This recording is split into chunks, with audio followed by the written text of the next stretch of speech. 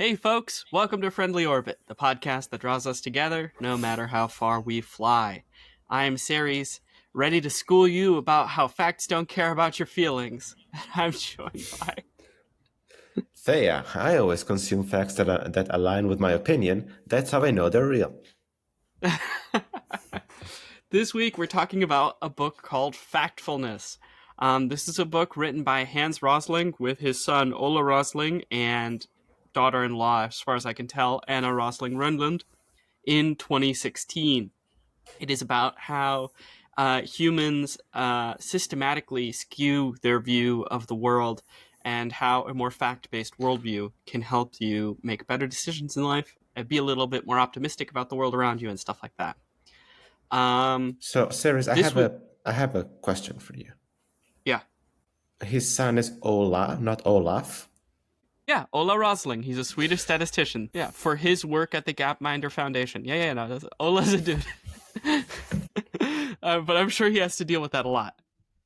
Yeah, because there's a very close name, Olaf, which is a famous male name. So I just thought it sounds like the feminine version of that name, right? I mean, I assumed it was a daughter at first as well, and then I read the book, and he said son, and I was like, all right, I'm just wrong about how Scandinavian names work. Yeah, well, that makes the two of us. With that, with gender being cleared and out of the way, let's get into the 10 reasons why we're wrong about everything, and why things are not as bad as we think. Ignition sequence start. 5, 4, 3, 2, 1, 0.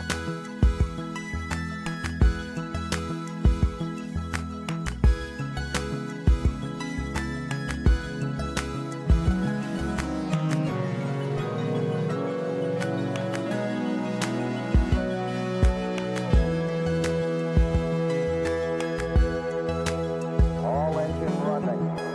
Liftoff.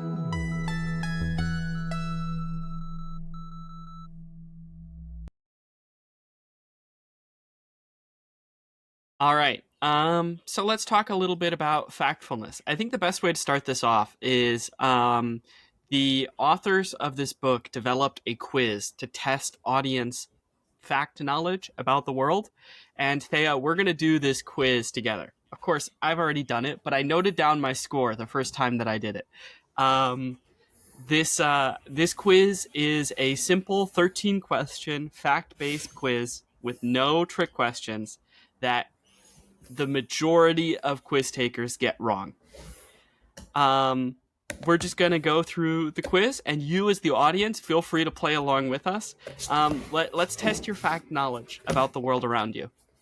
So, question number 1. In all low-income countries across the world today, how many girls finish primary school? A, 20%, B, 40%, or C, 60%? I mean, primary school, it's like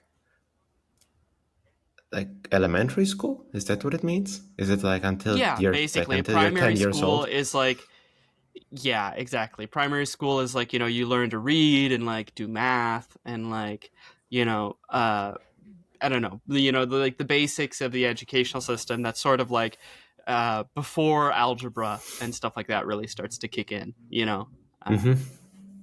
It's like first through fourth grade, kind of. I'm gonna be optimistic. I'm gonna say 60%. Okay, 60%. I think the funnest way to do this is to lock in all your answers and then go back and Sure. go back and discuss the true results. Okay. B, or question 2, where does the majority of the world population live? In low-income countries, in middle-income countries, or in high-income countries? So, if you're wondering about the classification of low, middle, and high, yeah, those are as defined by UN data. This is how the UN defines low, middle, and high. And are they are we splitting the world in 3 equal categories? And are we doing quantiles, or how are we splitting? I think that's for you to know. This is your knowledge test. Well, high income seems a bit of a stretch, but I think middle income countries would be very reasonable. The thing is, most of the population lives in like East and Southeast Asia. Mm, I would say the Western cultural sphere, which is also economic, like it's the most reliably high income sphere, I would mm, say, covers at most 1 billion people, probably less. mm. So yeah, I'm gonna say middle. Like Okay, India and let's China, lock. I think, really center the distribution. Okay. Then, question 3. In the last 20 years, the proportion of the world population living in extreme poverty has A, almost doubled, B, remained more or less the same, and C, almost halved. Almost half. Almost halved. Alrighty, let's move on to question number 4. Um, what is the life expectancy of the world today? A, 50 years, B, 60 years, C, 70 years. Oof. This is difficult because like children really drag that average down usually. Mm. Infant Yeah, death. like because it's the average life expectancy. If somebody dies Exactly. at age 5, that can put a pretty big dent into the average. Exactly. Nobody's Averagely. living like, let's say, imagine the average is 60 years, right? A child that dies in childbirth reduces, like, hits the average by -60, right? Nobody's Yeah. living to 120 really to like challenge the average in the other direction the same Well, way. I will, but nobody yet. Yeah, nobody. Uh, I mean, there are I will. some purported cases of people being 120 years old, but I remember at least one of them. There was also discussion of maybe this woman had assumed her mother's identity after World War II. Mm. Well, I will So like maybe she say, became 100, not 120, basically. You know. yeah. Uh, I don't want to always default to the middle one just because the way you pose the question makes it feel like the more reasonable one. Because I feel like if you propose me 60, 70, 80, I would be drawn to 70. Well, I mean, the important thing to keep in mind is the quiz is not designed to fool you. Like, it's not Yeah. supposed to be a gotcha quiz, right? Like, Mhm. it's trying very much to be like just straight up factual knowledge about the world, multiple choice. Which one of these is most correct? Yeah. I'm going to say 60. 60. All right. Mhm. There are 2 billion children in the world today, aged 0 to 15 years old. How many children will there be in the year 2100, according to the United Nations? A, 4 billion, so that would be doubling, right? B, 3 billion, a 1.5 multiplication, or C, 2 billion, the same number of children that are today. Okay. I have very little to go off of on this one in terms of knowledge I can leverage to solve it. Um, I think that the population is still meant to grow, but really, I don't know. That's okay, just make your guess. I feel like you're getting a little self-conscious I'm about. going to go with 3 billion, but I really don't know. I really don't know with this question. That's okay. You have to answer whether or not you know or not. That's what Yeah, it's a I knowledge don't. test. Well, if it's a knowledge test, I shouldn't have a 33% chance of guessing randomly. The UN predicts that by 2100, the world population will have increased by another 4 billion people. What is the main reason? A, Shit, I should there have will just be read. more. I should Yeah, have you just should read have the just read question ahead. number 6. A, the explanation is that there will be more children aged below 15. B, the explanation is there will be more adults aged 15 to 74. And C, the explanation is that there will be more very old people aged 75 and older. So far, your responses have been CBCBB. Oh, you're saying I should start getting my A's in there. Yeah, I'm just honestly, yeah, I'm just trying to make you feel disconcerted. I have a bias towards B and C. Well, let's say I mean, right now we don't have a lot of children being born in Western, in the more well, not in Western, but in more developed countries. It's a trend. Low-income countries, more children. High-income countries, fewer children. I I love that you just said that. That statement is a really important one for later on. Let's keep in mind this idea: low-income countries, few children. Low-income yeah, countries, many other children. way. Those are the developing nations. High-income countries, few children. Those are the developed nations. Yeah. So the question is like by 2100. I mean, it stands to reason that if in general the conditions of living in low-income countries tend to improve and they end up being not low-income countries anymore, we might have the same phenomena that we have right now in high-income countries, which is an aging population. On the other hand, Could capitalism really raise all boats? Could capitalism really be causing the global income to grow in all countries and not just some yeah, countries? exactly. I don't know. This one it's kind of like the previous one. I don't know. I locked in that there would be more children. I locked in 3 billion people in Mm-hmm. the previous, 3 billion children in the first one. Make a guess. Make a guess. I have to guess. I have to guess. There will be more, I'm gonna say there will be more very old people. All right. I'm betting on the aging Okay. population model. 6. We're locking in answer C. Okay. Question 7. How did the number of deaths per year from natural disasters change over the Wait. last? Sorry. Can I change my previous answer? No. No, I want to switch to adults. I think the adults is the correct one. You can't switch because when I switch the slides, it briefly shows the correct answer on the right. Does it? You I can't. think there's too much of a lag. I haven't seen that. Um. All right. Number 7. I'll do an asterisk. I'll do an asterisk for B.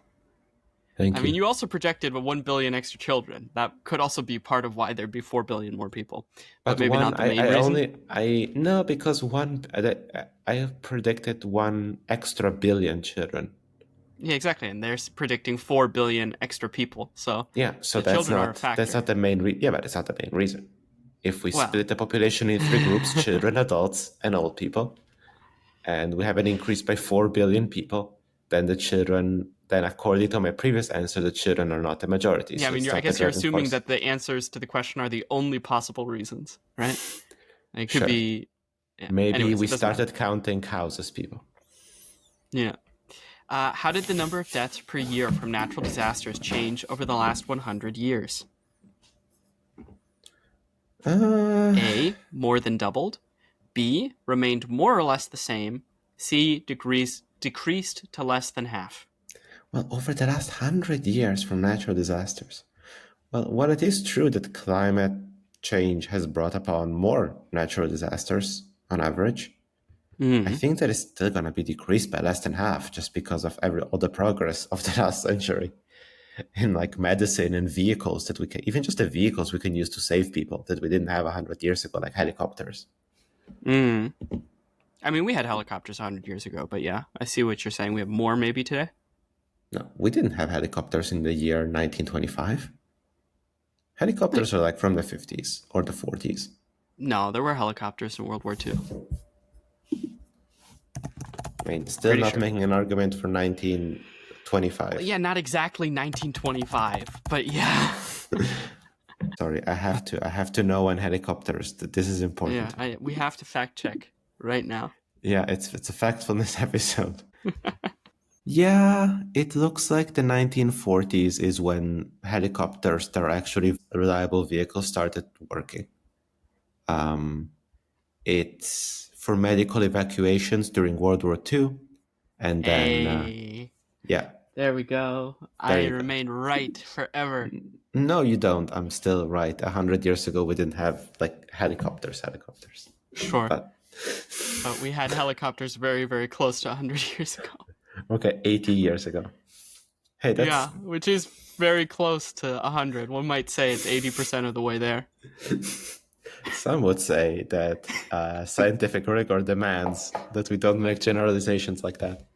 Yeah, well, some might say that, 1940 to 1925 from this current year of 2025 is even 85% of the way there. Some would say that for someone who has read a book called Factfulness, you're surprisingly loose about the meaning of words. I think you think the book Factfulness is about memorizing facts. It's not. What? That's what the quiz has been about so far. I don't know my facts. Okay, All right. let's So continue. tell me, how did the number of deaths per year from natural disasters change over the last 100 years? I stand by decrease to less than half. All right, decrease to less than half. There are roughly 7 billion people in the world today. Which map shows best where they live? So we've got 3 maps here, A, B, and C. Each map has little dudes on it, positioned on the Americas, Africa, Europe, and Asia. And each dude stands for 1 billion people. So I'm Map putting my A. money on map A. Map A has 1 billion in Europe, 1 billion in Africa, 1 billion in the Americas. Map B has 1 billion in Europe, 1 billion in the Americas, 2 billion in Africa, 3 billion in Asia. And Map C has 2 billion in the Americas, 1 billion in Europe, 1 billion in Africa, and 3 billion in Asia. And you're going to go for A? I'm going to go for A. Also want to point out that it's Europe and all of Russia. Yeah, that's it's the only a way little you bit get of an 1 odd billion. division. Well, It's a little bit of an odd division, but I think generally it doesn't really matter if you consider... Like, I think generally speaking, it doesn't really matter if you consider that part of Russia for the scale of this map. I don't think it changes the distribution of billions very much. Just because Siberia is so sparsely settled. I think more impactful is maybe the fact that, like, Turkey and, like, the Caucasus and, like, parts of that are all considered part of Europe on this map. But Yeah, maybe. Anyways, 9. Question 9. How many of the world's 1-year-old children today have been vaccinated against some disease? A, 20%, B, 50%, C, 80%. I say 80%. 80%. Okay.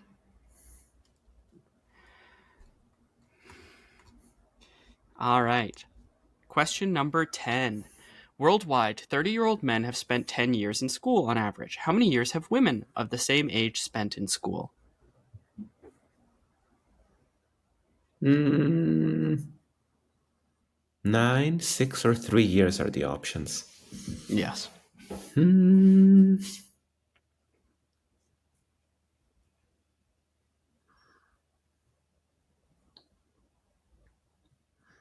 Just think that make when your it comes guess. to basic education, when it comes to like elementary and like middle school, we're doing pretty well.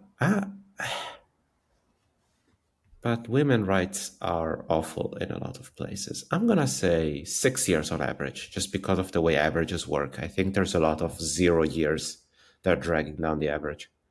Okay. In 1996, tigers, giant pandas, and black rhinos were all listed as endangered. How many of these 3 species are more critically endangered today? A, 2 of them, B, 1 of them, C, none of them. Just because this question caused a little confusion when I first took it with Proteus.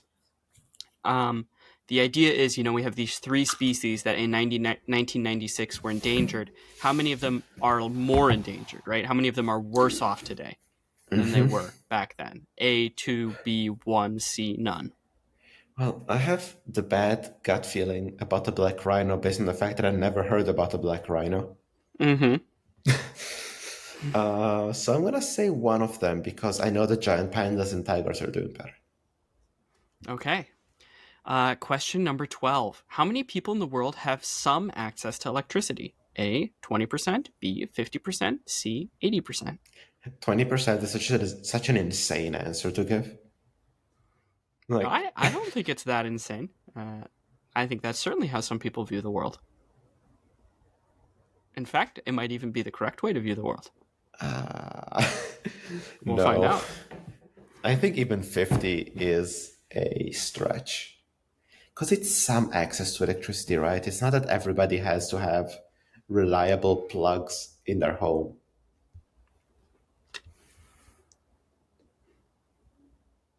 I'm going to be optimistic and say 80. Okay. Then we've got one more question. Question number 13.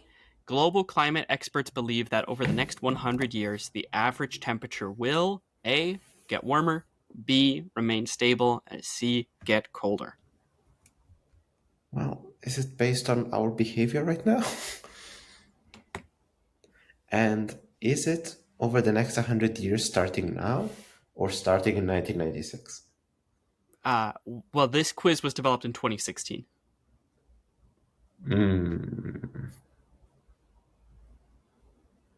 Well, maybe at the time there were fools for thinking that we would respect the climate accords, the Paris Accords. Mm-hmm. I mean, I can't help but say get warmer. Just based on what I have heard the climate experts say. And the fact that so far we have... Give me your answer. Yeah, I say everything I'm going with get warmer just because Okay. we're not changing our behavior. There we go. 13A. All right, so let's go back and let's review your answers. Let's see what you got right. Let's see what you didn't get right. And listeners at home, I hope you've kept track of your answers. Let's go through it. So, in all low-income countries across the world today, how many girls finish primary school? The answer C is correct. 60% of them. Where does them? That is also what you guessed, Sarah, Thea. I just called you by my name. So pretty embarrassing. Yeah, pretty if you think of unbelievable. Where does the majority of the world population live? In middle-income countries. You guessed that correctly as well. It makes a lot of sense, to be honest. But I think there's also global trends that have to do with this that we'll get into in a moment. In the last 20 years, the proportion of the world population living in extreme poverty has, 3C, almost halved. This one I think is interesting, right? So the global proportion of income, like globally, the income in countries across the world is increasing, right? Sometimes I think people have a very negative perspective. They're like, oh, under capitalism and exploitation, nobody really benefits. Well, all we can say is that the global world income is increasing, right? And extreme poverty is becoming more and more of a thing of the past. The life expectancy in the world today, again, 4B, is what you guessed, which is 60 years. However, the correct answer is 70 years. The global life expectancy is quite high if you take the whole world in consideration. There are 2 billion children in the world today, aged 0 to 15 years old. How many children will there be in the year 2100? According to the United Nations, the same amount, 2 billion. This is another one that you got wrong. Finally, the UN predicts that by 2100, the world population will have increased by another 4 billion people. What is the main reason? There will be more children, there will be more adults, there will be more very old people, there will be more adults. The UN predicts that more and more children are going to survive into adulthood, and therefore, there will be more adults in the year 2100. Now, you guessed C first, and then after the correct answer flashed across the screen, you changed your guess. But I don't know if that's related, consciously or subconsciously. So, not sure exactly how to rate this one. It's okay. You can give me the wrong one because when it was time to log in, I said the wrong one. My rationale simply later was like that I don't think that there is enough of a wave of for there to be more adults in the year 2100, there would have to be like an explosion of babies in the next, I don't know, 20 years. Yeah. Like more than we're doing now. A lot more. And I just don't see it. So I was like, I think the babies will come later. So in the book, they discuss about it. That's not really true. The amount of children that we have now has already flattened off. The number of children in the world is currently already not growing anymore. The effect of having more adults is basically that the children that are born today are going to survive better than the children that were born 20 years ago. So there'd be like a generational filling up effect where the impacts of more children surviving take 3 generations to fully unfold in a society, right? Because because generally we live 3 generations long, right? Hmm. So there's kind of like a filling up effect that you can sort of visually imagine as, every generation there's one more dude on the board, but then eventually it stabilizes, right? Uh, um, and so that's the main reason. It's just that, the number of children isn't increasing, the population isn't really increasing. It's more that the population is surviving better. Hmm. Um, Okay. Number 7. Cool. How did the number of deaths per year from natural disasters change over the last 100 years? You correctly guessed that or stated, who says it was a guess, decreased to less than half. That is accurate. This especially has to do with income, right? City populations that have more income can build more stable housing and have more reserves to draw on when catastrophe strikes. However, international cooperation is also much higher than it was 100 years ago. So there is that element of like people can send in food into disaster struck areas and people can send in helicopters and sure, stuff like that. Yeah. Question Helicopters that were number 8. invented 80 years ago, and Exactly. They now were they have invented exactly 85 years ago. Alfred Copter made the first. Anyways, Actually, Ceres, it was H. Elias Copter. yes. Um, Uh, Question number 8. Where is the world population? The correct answer is in map A. So 4 billion of the world population lives in Asia. This should influence a lot of how you think about the world, right? Like if you think about the world, if half of it's in Asia, your conception of Asia should be how you think half of people live, right? Um, Yeah. we'll see that later in the graphs. China and India, as gigantic countries, like in terms of population size, define a lot of what the average lifestyle for a human being on Earth is, and this is something that's, I guess, important to keep in mind. It's just interesting. People misestimate where that most of the world lives in Asia, but Yeah. you did not. You guessed that Also correctly. last year, India became officially the most populous country in the world, Mm-hmm. bigger than China, which is, for at least my lifetime, has always been like the concept of like, what's the country with the most people? That's China, of course. Yeah. For me, they're kind of tied in my conception. I always see them as like I interchangeable. mean, India is bigger than. Oh wow! So all Asians are the same? Should we write it down? Sarah's opinion. They're No, Indians I and said Chinese are that in terms interchangeable. of who has the most population, those two countries are interchangeable.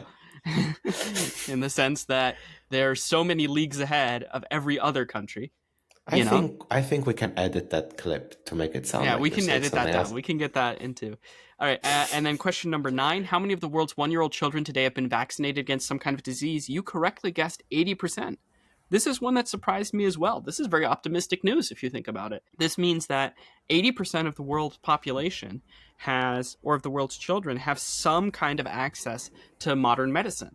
And not just any modern medicine. Vaccines are some of the most effective treatments against disease.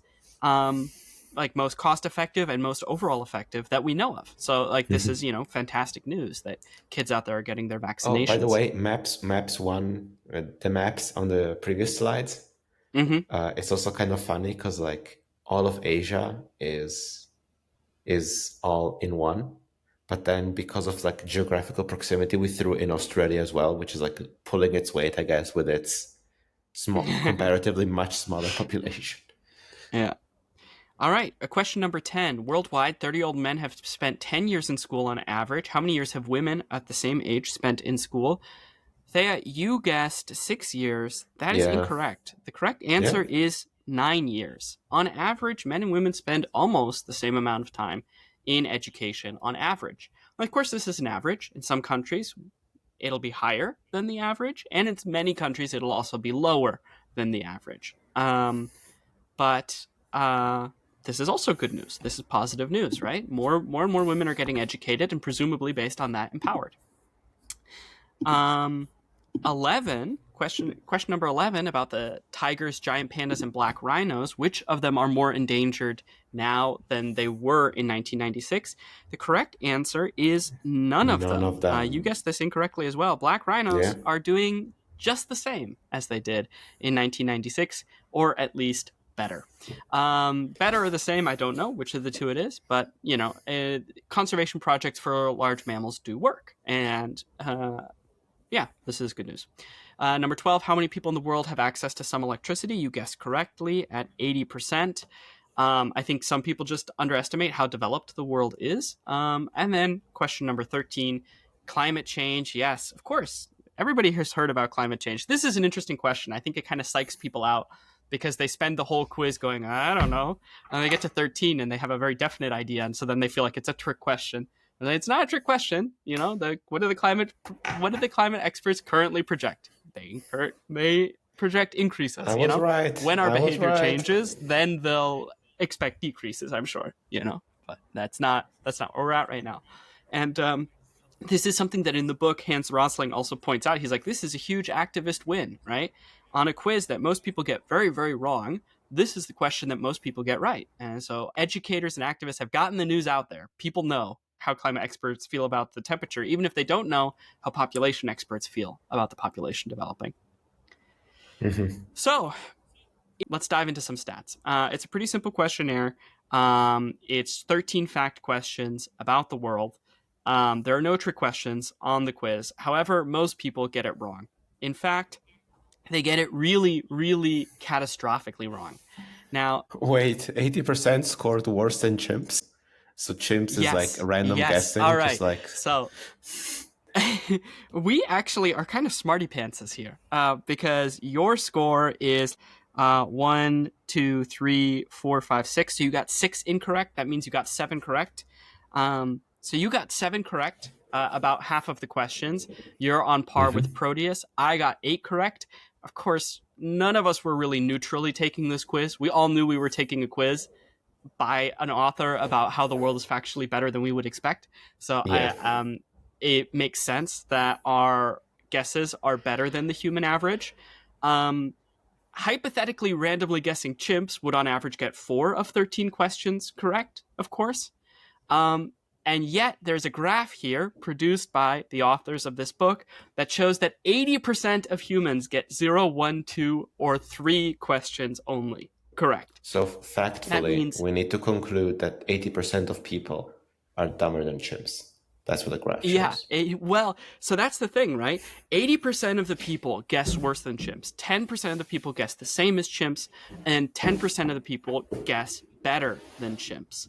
So this graph, the more you look at it, doesn't show that people are uninformed because chimps are maximally uninformed. They're guessing. They literally don't understand the content of the question. People are wrongly informed. Yeah, people are systematically wrong. People systematically underestimate positive change in the world. And if you think that it's just this quiz, or that something about this quiz is the real reason, you should know that the people who did this study, they did another one on 2020 Sustainable Development Goals, where the most correctly answered question was answered correctly 35% of the time, i.e. incorrectly 65% of the time, and a 2024 climate misconception study where the most correctly answered question was only guessed correctly 40% of the time. In fact, they've made like 7 follow-up studies to this overall, and all of them show the exact same trend, which is that 80% of people guess worse than random, right? And if you're guessing worse than random, that means you're systematically biased, right? That means you're not uninformed. You would guess better if I didn't read the question to you. If I just said A, B, or C, you would guess better. The information of the question is biasing you against the correct answer. Why is this? Hans Rosling and the other authors of this book wanted to seek out why do people have a systematically negative view of the world, and they came up with 10 dramatic instincts that they think are the cause for people misseeing the world. For example, one of them is the gap instinct, that is to see a gap between an us and them group. There is a negativity instinct to assume that everything is always getting worse. There's a straight line instinct to assume that all projected trends will continue linearly, even though many mathematical curves do not have linear behavior, and so on and so forth. To be biased by fear, biased by urgency, to be likely to blame one another, to not be able to get facts in proportion well, to generalize too much, to see a current attribute of a group of people as their destiny, as like unchangeable. And many others, and a few others, I guess. I almost listed all of them out here. And the rest of the book, Factfulness, takes time in 10 chapters to go through each of these instincts, describe what the authors think humans are instinctually doing, and then describe how you can use facts and the correct kind of factful mindset, as they call it, to counteract these instincts and see the world in a more accurate way. Because if you don't know how many people there's going to be in the world, or you don't know which markets are developing well, or you don't know what the impact of income is on somebody's quality of life, or you don't know in what kind of lifestyle most of the world lives, you're going to make bad decisions when it comes, if you're a policymaker or a business looking to invest, or when you're just a person thinking to yourself, man, the world is always getting worse, right? And so it's important in a way to counteract these instincts, because they found that, like elite policymakers, in fact, people who are very, very highly educated, like Nobel laureates, get this quiz just as wrong as everybody else. In fact, there's a slight correlation that the more educated you are, the worse you do on this quiz. The Nobel laureates were some of the worst performers, on the quiz compared to the chimpanzees, right? So this is very interesting, right? Basically, what this book is saying is you have a narrative in your head about how the world is, and it is more than likely shaped by 10 survival instincts that are not fact-based and that make you systematically, as George W. Bush would say, misunderestimate the world, and not understand what's going on around you. And anyways, we're just going to get into it. We're just going to talk about one of these. The first one I want to talk about, Theia. Well, actually, Theia, how are you feeling? I've talked a lot. Well, I'm feeling pretty good about the fact that I was wrong about. I was wrong in a. I was mainly wrong about things that are actually better than what I thought. Yeah. It's funny. Sometimes I didn't default to the best possible outcome because I thought is the quiz designed to always have the best possible outcome be the correct one? And I mean, it wasn't exactly like that, but it definitely was like that the times that I guessed wrong, I think. Well, Yeah, and generally speaking on the quiz with the children. I don't know exactly what to say about the children question, right? Because that was it's not an objectively good or bad thing, whether in the year 2100 the main drivers of population increase are more children. So I think it does have something to do with that. So one of the ways that a lot of people answer that question is they're scared of overpopulation. And so they go, oh yeah, there'll be more children and there'll be more adults and there'll be more old people, but mainly more children, indicating the population is just going to continuously explode and grow.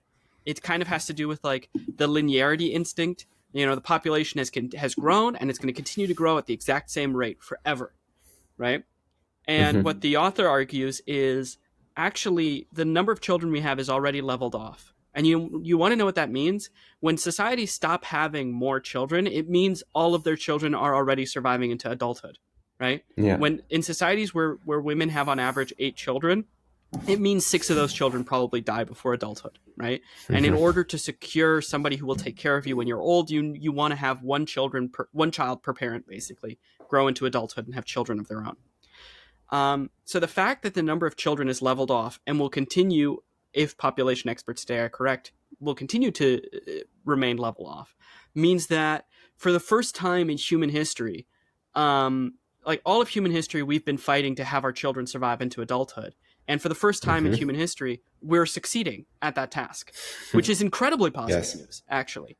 Yeah. But it is kind of cached and hidden in the question. The question tries to be more neutral and generally fact-based. But I think the reason people get it wrong is we're not willing to live in that world. We're not willing to assume that in China and India, people are having 2-child families and the children are surviving into adulthood. That in fact, in the vast majority of countries, people are having 2-child families that are surviving into adulthood.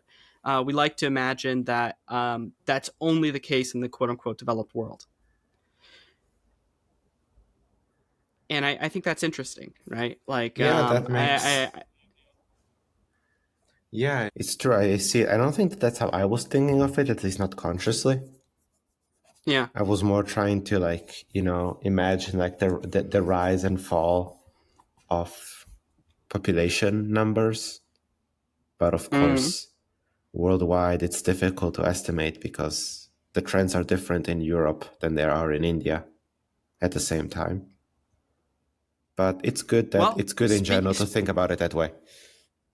yeah, speaking of, I mean, I'm glad that you're positively surprised and that you're happy to receive positive news. I thought you were going to say that you were happy that you, like, guessed high on the quiz just because, like, you outguessed the chimps and I mean, 80% of people. making it past the chimp line is like nice, A but dubious honor. also, yeah, exactly. But also, the Nobel laureates didn't make it past the chimp line, so I don't know exactly. I Like, think there is not. something very interesting going on in our friend group that we all tend to guess quite a bit higher on this quiz than, like, the average people that they put it through. I don't at all think that that's like I don't think that puts the insights of the author into doubt, right? If you roll a d10 1,000 times, you will find group pockets of people, right, where you Yes. get a 10 3 times in a row, right? And we guess we're, I mean, somebody has to guess better than the 80%. And in this case, we happen to be those people. Maybe there's even a bias, like maybe we associate with one another because we have a similar worldview, a worldview that helps us not be so skewed, right? Against positive answers. Even so, none of us really got more than like 66% of the time right. And these are pretty basic general facts about the world around us that you kind of expect us to know. Kind of in the sense of like if you drop down on an alien planet and you ask them, what's your population doing? You would expect them to have a reasonable answer for you and not to say something like completely wrong. Like from Yeah. that's what I mean by like you would kind of expect us to know that information. The But reality of like general ignorance shatters a lot of like fantasy and science yeah. fiction or like alternate universe exposition scenes where like Yeah, someone explains to you how the world works to the isekai protagonist, and then exactly. yeah, like 30 minutes later there's already a lot of evidence that the person was full of shit. Exactly. Yeah, exactly. They'll be like, yeah, the Dark Lord was killed like 100 years ago, and it's like turns out it was 120. And I think it was during the XYZ rebellion. No, it was during the ABC rebellion. this person It's doesn't know worse. their It's history that like, well. yeah, it's worse. It's like the Dark Lord was killed 100 years ago, and like, no, actually, the Dark Lord is still in power. um, but earlier you said something interesting. You said the same demographic changes for India and for Europe don't hold true. So let's Well, talk about not at the same time, right? Like India's yeah, population has been growing a lot because they have been gone through. They've been like time lagged compared to Europe along yeah. development of infrastructure and medical technology, especially accessibility of that Right, yeah. technology So to the like India population. is just not as developed as the West. It's like a developing country, the West is a developed country. So Exactly. let's look at that gap. Let's look at the gap between developing countries and developed countries. This is a paradigm we often use to think about the world. We think of the world in two main camps, kind of the post-colonial winners, the post-colonial losers, and the big gap of inequality that exists between the two of us. Yeah, but that gap So has been let's look shrinking. let's look at this. Let's look at this gap. We have a graph in front of us, which is of course perfect for podcast format. Oh, I Yes, didn't thank you, mention this at the Ceres. start. So I have a set of slides for this summary. If you want to look along and look at the visual graphs that are going to be coming up more and more to discuss the facts of the world in this podcast, you can just absolutely click into the description, download the slides, and look through the slides at the same time as us, and have some of the same information. Right now, we have a bubble chart in front of us, Thea. On the y-axis, we have babies per woman, and on the x-axis, we have average daily income. And importantly, the average daily income axis is logarithmic, so we go from 1 to 2 to 4 to 8 to 16 to 32 to $64 per day. So it's not a linear scale, but I would argue, and the author also argues this, that income behaves very much non-linearly in terms of the benefit that it has on your life. The second dollar you earn is incredibly important to your daily income, versus like the 13th dollar is like not nearly as important as the second dollar, right? And so there's kind of a diminishing value to increased amounts of money. On the chart, so we have babies per woman and average daily income. We have a bunch of bubbles. Each bubble is representative of a country, and is the size of the bubble is proportional to the population of that country. And so this kind of lets you see kind of a distribution, on the realm of babies per woman and average daily income, where are the countries of the world separated up? And in addition, each bubble is colored based on the continent it's from, with green being for North and South America, blue being for Africa, red being for Asia, and yellow being for Europe, including the Caucasus and Russia. What do you see on this? What do you see on this map? What do you see on this graph, Theia? Well, there tends to be two clusters, or at least you have drawn two boxes around what appear to be two clusters. For the more developed world, where there is a much higher average daily income, and a lot of yellow bubbles in here. A lot of Asian countries. A lot of European countries are. A lot of European countries. A few countries from the Americas. Yeah. Notably the U.S. Right. The bubble is the population. You said. Yeah. The bubble is the population size, like the size, like. Yeah, It's like the bigger the bubble. So there's a big green bubble that's obviously the United States. That's sort of in the more developed box of the graph, right? Yeah. I think you're trying to trick me, though. Well, you're a very suspicious human being. I'm a very suspicious human being. I think that this graph is from the 1950s. I think you're hiding somewhere here that this graph is really old. What in the top part of the graph, what do we see, right? Like in the sort of undeveloped box. This box is in the top left of the graph, right? So this is many babies per woman and a low average daily income. Yeah, exactly. There is there is a high concentration of bubbles. Two really, really big ones from Asia. Probably China and India, right? Yeah, basically all of Africa appears to be here. And a lot of a country from the Americas are here. And again, I think that you're tricking me, and I think that this is a graph that represents the world like in the 1950s or something. Nothing is more entertaining than a podcast where one host is trying to present a topic and the other one is continuously trying to outsmart them. Well, I'm right, though. Am I not? So this is interesting, right? We have two different boxes here. One of them is the developed world, effectively, right? We have a low number of babies per woman, and we have a high income. So this indicates that in this population, children are growing to adulthood, right? So we can infer some amount of health information, right? The developed world is more healthy, the children survive into adulthood probably, and they have a lot of money, right? That's kind of what we can say about the developed box. And then the developing box, right? Or even more crassly stated, you could say the undeveloped box, right? Is sort of full of countries where women have to have a lot of babies because very few of them survive into adulthood, and they don't have a lot of income, and they're heavily separated. Yeah. And this is, I think, a graph from which you could very reasonably come to the conclusion that there are developing countries and developed countries, and that there's a difference between the two, and that the gap between the two matters.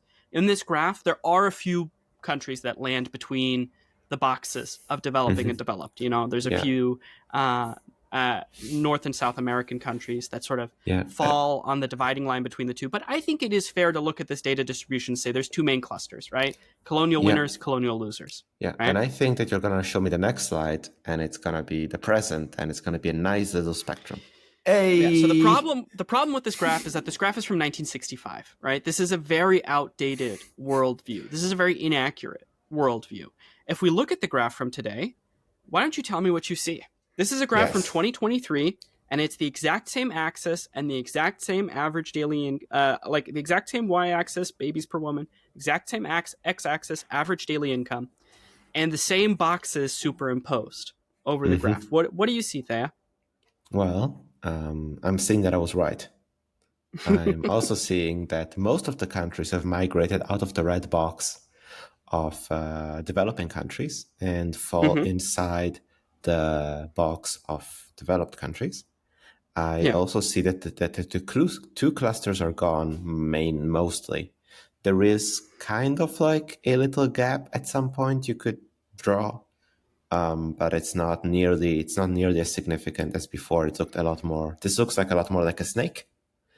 And Interesting, right? yeah. Yeah. So And we see, in short, you could say we see the developing world has developed. The developing world box is empty. The developed world box is full of all the countries of the world, effectively. There are some stragglers, right? But looking at the developing world box, at the developed world box, are there African countries in here? yes, absolutely. Yeah, there's a ton, right? Are there North and South American countries? Yeah, there's a ton. Are there Asian countries? Yeah, almost all of them, right? Yeah. Are there European countries? Yeah, they're here too, right? So it's not really the case that you can look at one continent and say, oh, this is the poor continent. This is the, there are African countries that are more developed, right, in this paradigm than multiple Asian countries, right? There are African countries that are more developed than North and South American countries in this paradigm. There's one African country that appears to be more developed or have a higher average daily income than both India and China and a few European countries, right? So the point that I'm trying to make with this graph, right, showing you this graph, is that babies per woman is also one of the most divisive metrics. If you go back, if you use other metrics, the world in 1965 doesn't even look as split as it does on babies per woman. But the point that I'm trying to make with this graph, right, is that if there was a separation of the developing and the developed world, we can now say safely the world has developed. Often people think, oh yeah, China's doing better, but Europe has shot even further past. No.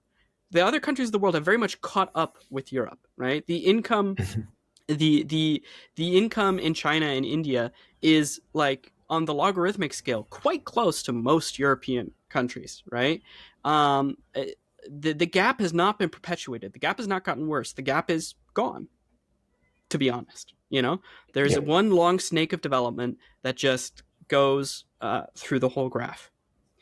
So that's cool. That's interesting, right? We should update our worldview based on this, right? Instead of simply falling into a trap of thinking of the world in two different camps, it's actually much more accurate to look at it as a continuous spectrum. So this is another graph that I'm showing you, Theia.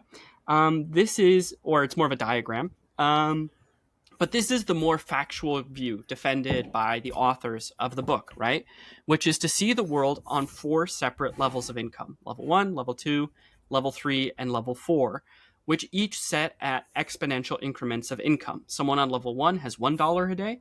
Someone on level 2 has $4 a day. Someone on level 3 has $16 a day. And someone on level 4 has $64 a day. And if you look at the world through this lens, what do we see, Thea? Each of these dudes stands for 1 billion people. What are my thoughts? Yeah, like what do you see? What do you see on the graph here?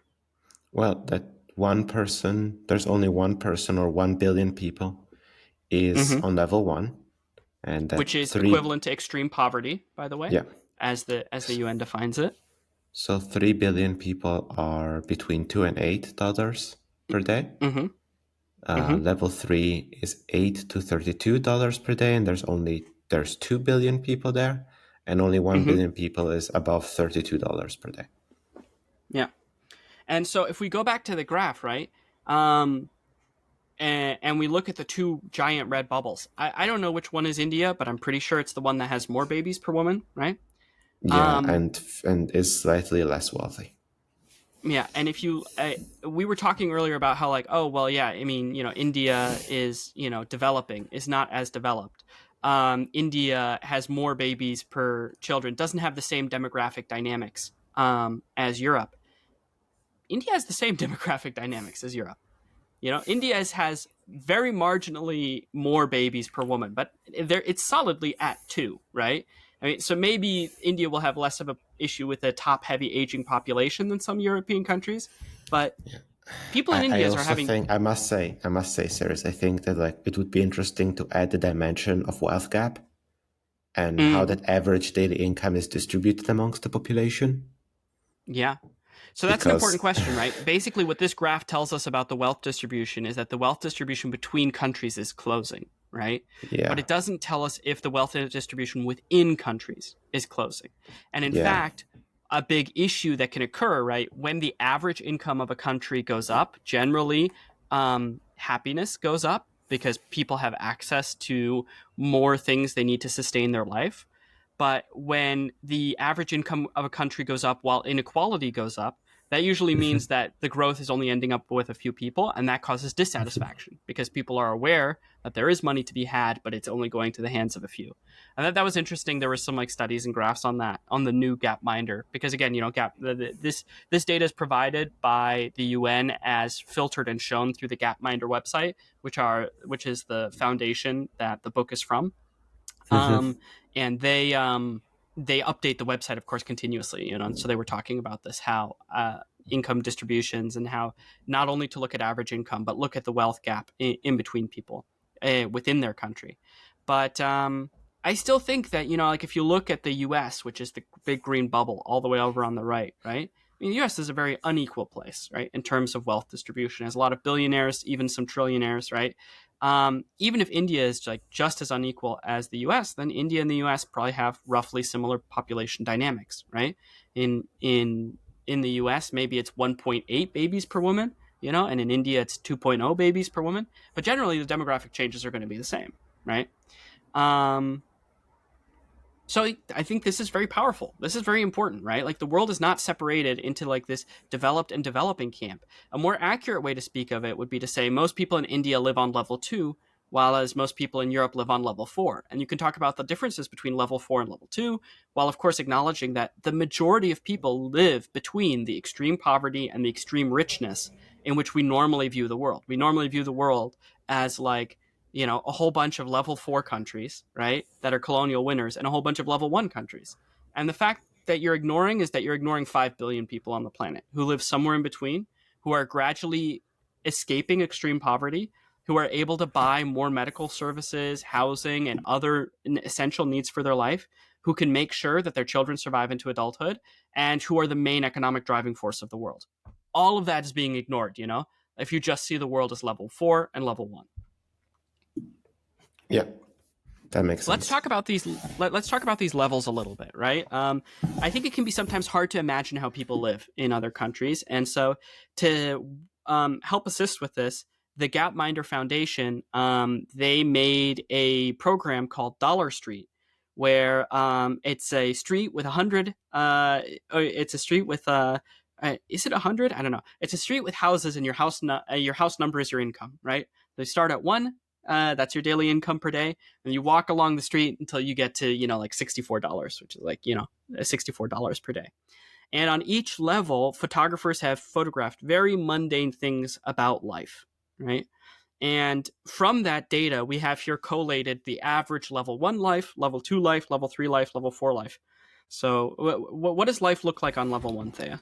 Yeah, drinking water has to be directly extracted from a well by hand. It looks like a hole in the ground to me. Yeah, Exactly. I'm not sure if this is a well or just like an underground stream or something. Yeah, transportation is bare feet. Yeah, you walk around barefoot. Yeah, cooking is presented as creating basically a bonfire. Like you just have to literally make a fire. Yeah, you just make a fire, right? Like you go out through the forest, you have your children collect firewood while you bring the water home, and they build a fire, and then you cook your food. Yeah. Speaking of food. Yeah, eating seems to be some kind of like peak British cuisine. It's just like a brown mash of grains, right? Yeah, what did I say? And sleeping is a rug on the ground. Is a rug on the ground, okay.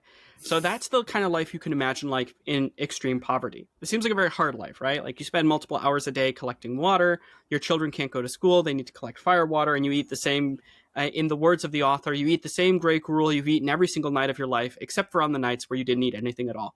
It's rough, right? Yeah. Living in extreme poverty is awful, although... It's worse than being a hunter-gatherer. Yeah, it feels worse than being a hunter-gatherer, doesn't it? Yeah. will be very happy to note that the rate of extreme poverty in the last 200 years has gone from nearly 90% to just under 10%. So we're Also, doing an amazing job at eradicating extreme poverty. People every single day escape this lifestyle and move on to level 2. What does level 2 look like, Thea? yeah. Level 2, the person is still carrying the water in a container, so there's no Yeah. access to fresh, like reliable water, but Yeah. he's on a bike. Yep. Takes a lot less time out of your day, right? If you can buy multiple plastic water containers, you can carry way more water in one trip, and you're on a bike, so you can go a lot faster both ways. Yeah. For transportation, there's a bike. Nice. For cooking, there's a little Bunsen oven.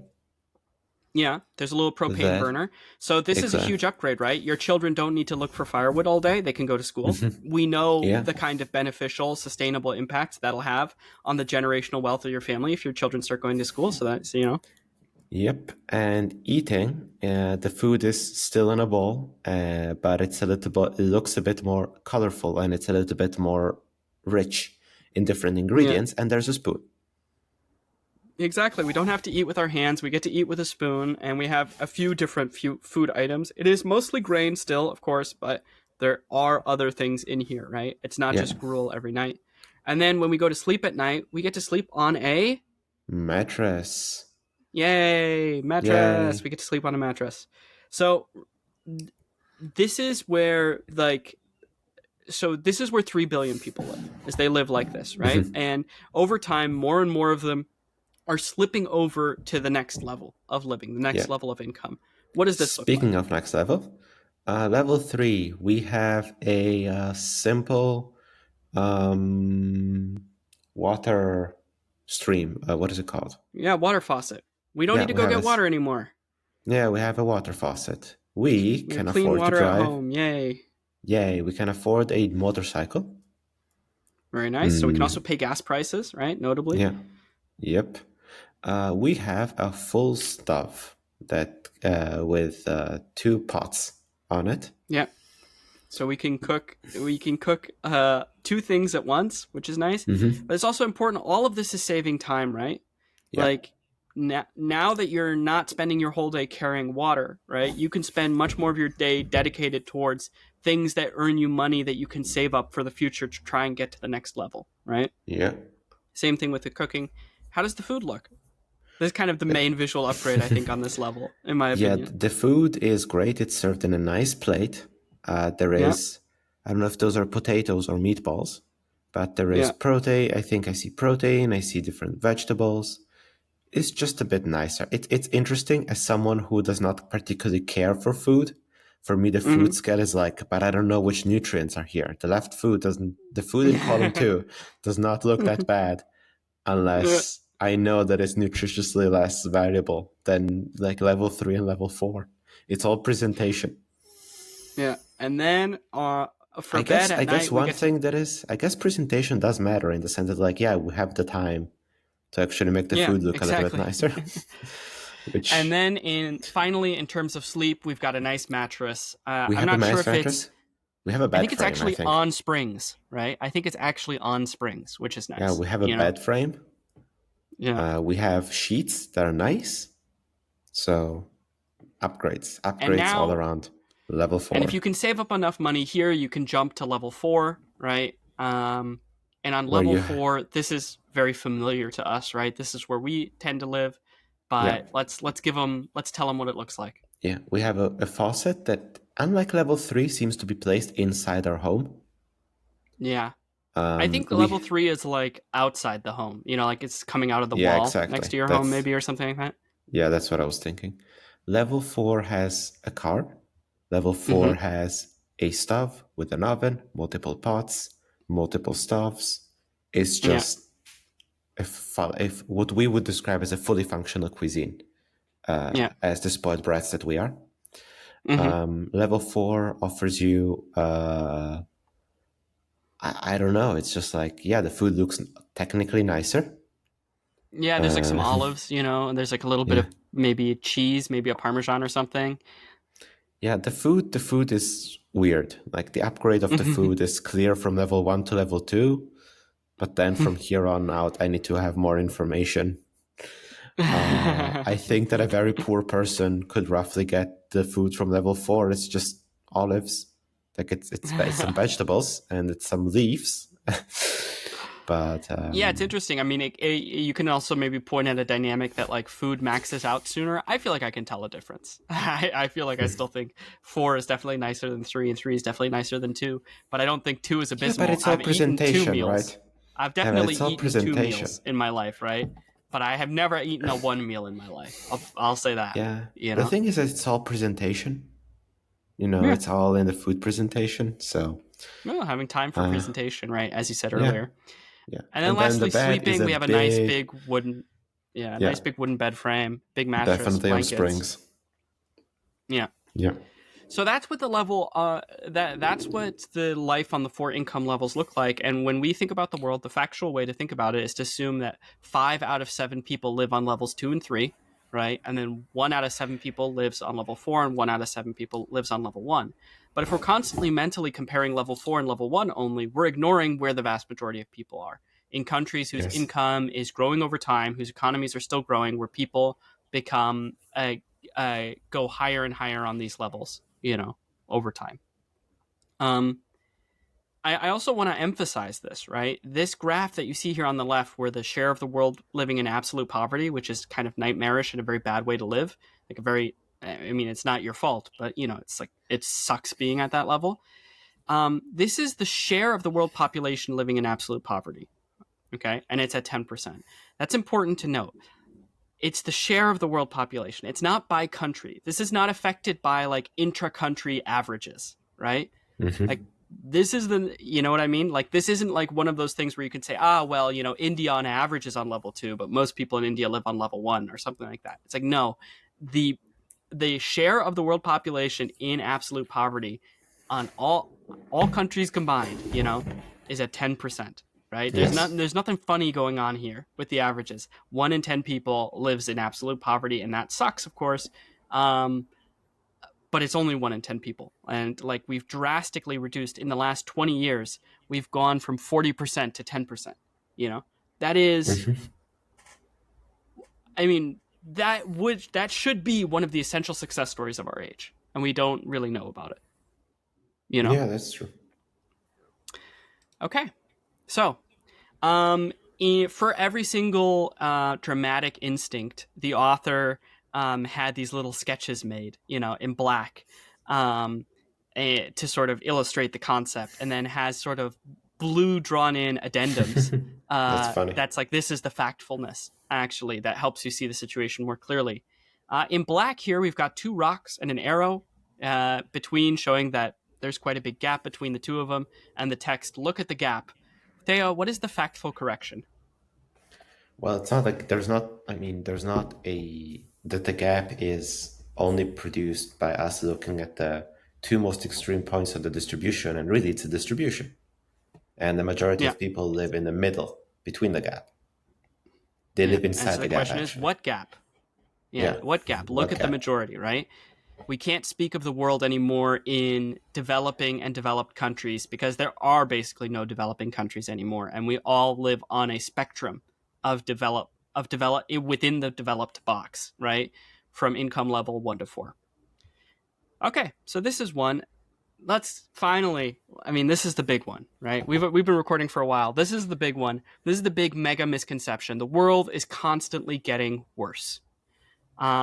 Let's address this one. Let's see what the authors have to say about this. If factfully and factually, the world is actually getting worse continuously. This is the one thing that Tolkien got really wrong. Yeah, exactly. All right, let's talk about negativity bias, or what the author calls the negativity instinct. Humans are conditioned to see the negative in the world. And so often the narrative we hear about the world is something along the lines of this. The world is getting worse. Soon we're going to reach a breaking point, and we'll only survive that breaking point if we do something drastic. I think this is a narrative that you've heard told in many different ways from many different people in many different parts of the political spectrum, right? Mm-hmm. Some people formulate this as immigrants are putting a strain on the collective systems of our country. We're getting to a breaking point where things are going to fundamentally break down, and we'll only survive if we do something drastic about immigration. Other people might formulate this as the world is getting the divide between the billionaire class and everyone else is getting worse and worse and worse. We're going to reach a breaking point where billionaires are not only dangerous, but our collective democratic systems are fundamentally crippled, and we'll only survive if we do something drastic about income inequality, right? Or lots of other variations about this. Climate change is getting worse and worse. Soon we're going to reach a tipping point. We'll only survive if we do something drastic, right? The thing is that story, it's not that story can't be true some of the time. It's that generally it's a story based on fear and anxiety. It is a fundamentally emotional story. It is not a fundamentally fact-based story. Why do I say it's not fact-based? Because it doesn't reflect reality. We know from the quiz from earlier that we are richer than before, that the gap between the poor countries and the rich countries is closing, that we are healthier than before, that our children survive more than before, that more women get educated than before, that almost everyone is at least vaccinated. We know there's a huge amount of progress in the world. And so being able to saying that, oh no, there was some golden age from which the world has gotten worse and worse and worse and is now at a breaking point is fundamentally false. The world was significantly worse in almost every single aspect in 1990. The world was significantly worse in almost every single aspect in 1965. We know this from the facts that we've looked at the quiz, but we're going to expand on it a little bit more in this section. Why are we systematically negative despite the facts? Well, the first is it's a survival instinct, right? It is, you would rather be too prepared. You would rather jump one too many times. And you would rather avoid danger one too many times than one too few. You really want to make sure that the time that the tiger is behind the bush, you're jumping. Yeah. And if that means jumping a few too many times when the tiger is not behind the bush, that's worth it if you're a monkey. Yeah. Even if we imagine you as like a hunter-gatherer collecting food and you're worried about winter coming and not having enough food saved up for winter or something like that, right? Better to be too worried and then laugh come the solstice about how silly you were, oh, remember how scared you were? We have so much food left over, right? Then to get to the winter, then to brush off the fear, get to the winter solstice and be eating one another. Nature is definitely a place where it's better to be too prepared than underprepared, right? And because of this, we just have naturally honed cognitive instincts that focus us towards continuously trying to produce overwhelming odds of survival success. And one of those instincts is to just always underestimate how good you are at something, right? If you're always underestimating how good a situation is, you're continuously going to work to create an overwhelming chance of survival, right? Another thing about this is that just extraordinary and threatening things get our attention. And that's why they get on the news. It's not, I think often this is framed as sort of being the news's fault. Like, oh, the news is bad because they only tell us about extraordinary and threatening things, But the thing is, we're not going to listen to news that doesn't include extraordinary and threatening things. That's why we want to listen to the news. We want to be warned in case there's a source of danger, right? So here are some examples of journalism you'll never see. Do you want to read one of these out? Yes, absolutely. We're reporting from Greenfields, New Jersey, where, as you can see, a war has not broken out for the third time this week. And yeah, exactly. malaria deaths worldwide continue to slowly decline. These are just headlines you're never going to see because it's not exciting. It's not scary, right? And it's not a momentary change that's being discussed, right? The essence of news is the world is all the same except for these 4 things we just reported on to tell you about. Right? The essence of the news is that it's about a dramatic shift of some kind, right? And so many things, many true headlines, many true achievements that humanity has achieved in the last 50 years or 60 or 80 years, right, don't receive a headline because it's slow, gradual, positive change that doesn't really threaten anybody. If nobody finds out about it, they're not going to get hurt, right? If nobody finds out about the hurricane that's about to hit your country, lots of people will get hurt. That's why it's on the news.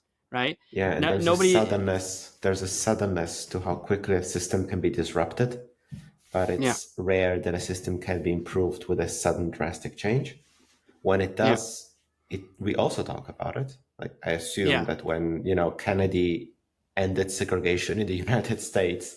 Yeah, Although the of media was course. all up about it. But, and I don't know how But much of that media was portraying it as a positive thing. I think generally speaking, the gradual crawling improvements of people working their way out of extreme poverty, of women getting educations, and of modern health keeping babies alive is just not going to hit the news because it's small, gradual steps, one life at a time escapes extreme poverty. One family at a time moves from level 2 to level 3. One baby at a time gets vaccinated when its older sibling wasn't, you know? Um, the other thing about this dynamic is that more things get on the news than ever before. So let's talk about an example for that. Let's talk about the last time in human history that life expectancy dipped. Well, what do we have on this graph here, Thea? We have the average life expectancy graph that presents an average of 31 years for starting in the early 1800s, and then starts increasing first at a very mild rate in the second half of the 19th century, and then starts to really grow in the first half of the 20th century, and then continues to grow, but in a more linear, less exponential way in the second half of the 20th century. And Yeah. there are a few times where the average life expectancy suddenly drops.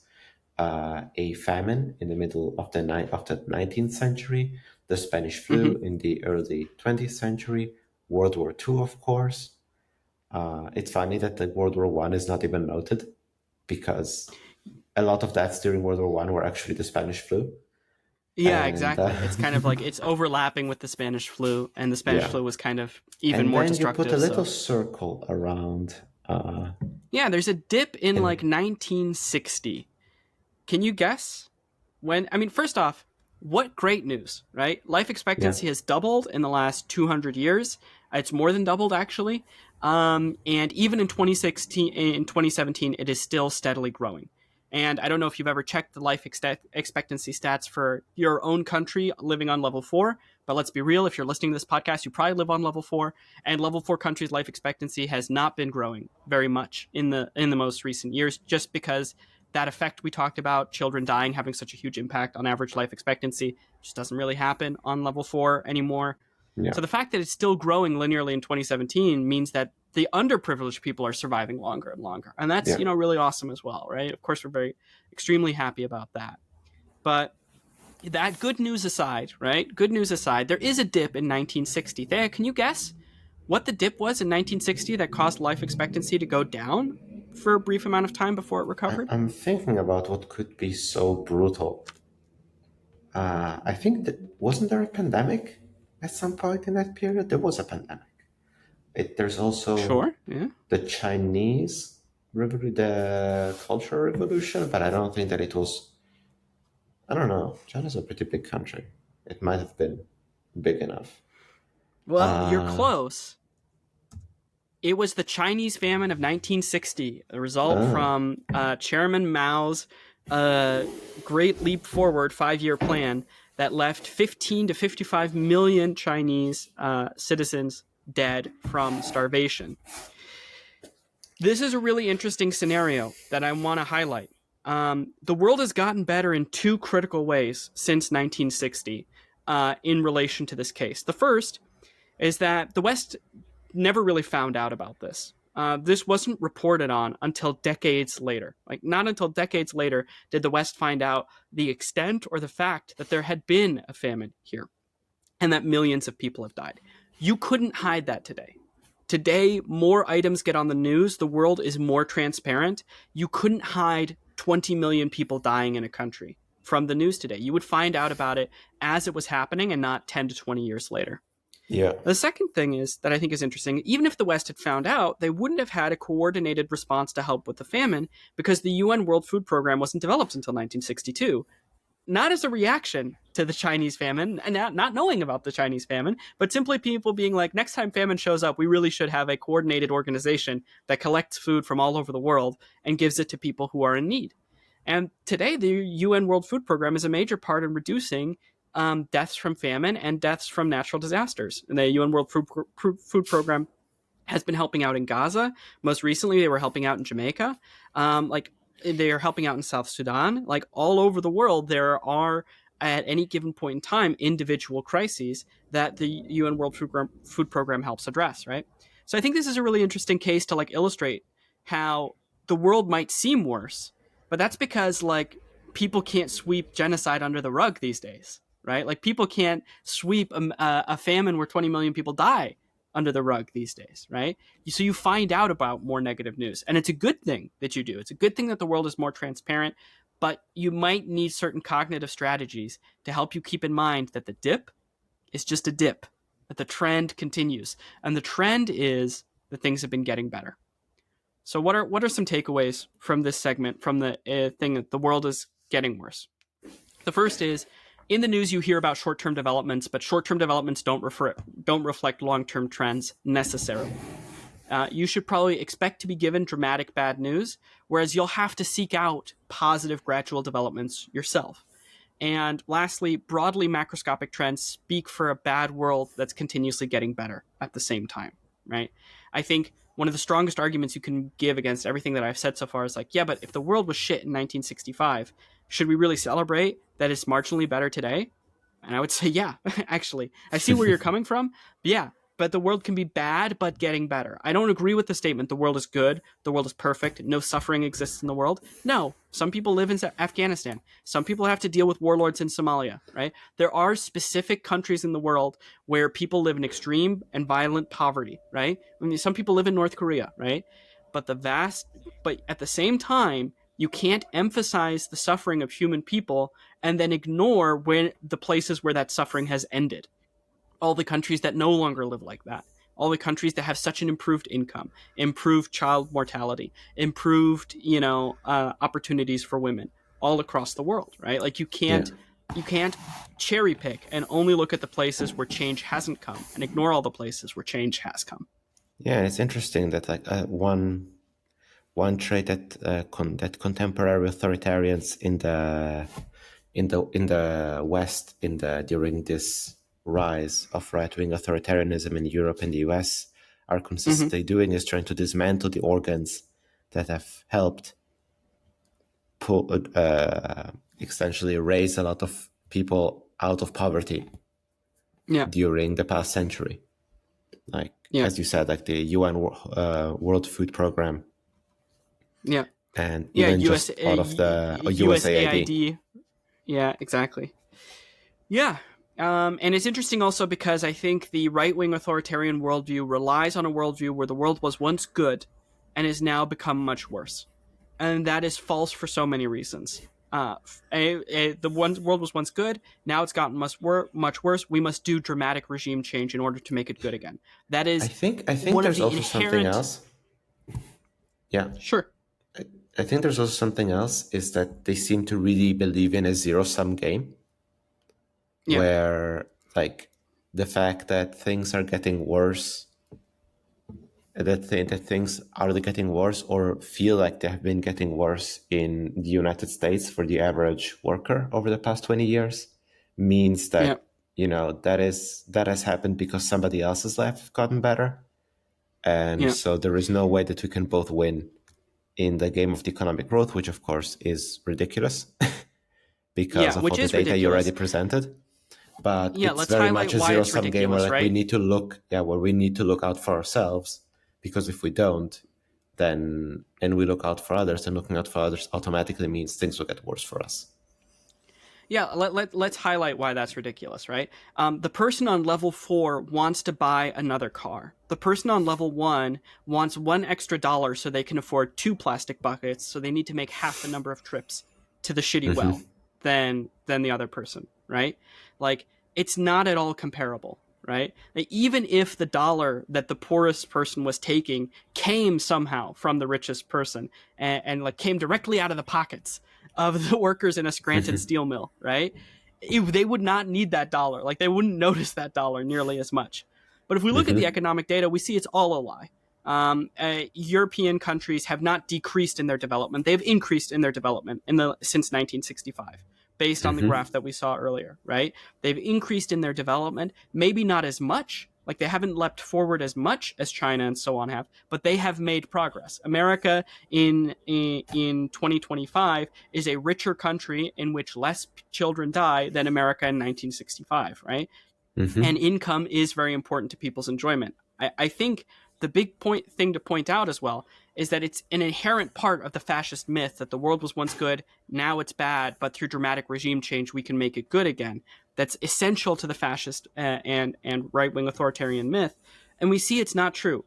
We see the world was bad and now it's better, right? Maybe the getting better has slowed down for rich countries, right? They're sort of reaching a natural cap of some kind, it seems, right? They're not developing as quickly, or they're not getting richer as quickly as other countries and other economies are. But like, the world was never in a great place. Like, in 1965, a lot more babies were dying in the US than they are now. We don't want to go back there, right? We don't want, and so I think that's an important thing to highlight. The main central issue that I think, and this is not an opinion shared in the book, but this is my opinion, the main central issue that has really gotten worse in the last 20 years in the level 4 countries is wealth inequality. And that is the one issue that right-wing authoritarians never promised to tackle. So why is that? Keep that in mind, right? That is for them the driving issue that lets them paint the whole world as shit, right? When the whole world isn't shit. To prove that the whole world isn't shit, let's share some facts together. I'm going to share a new tab with you.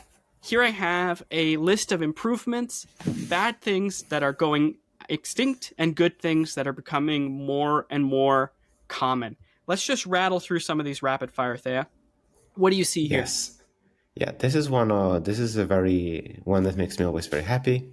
Ozone depleting gases have been going down since the 1980s to today, dramatically.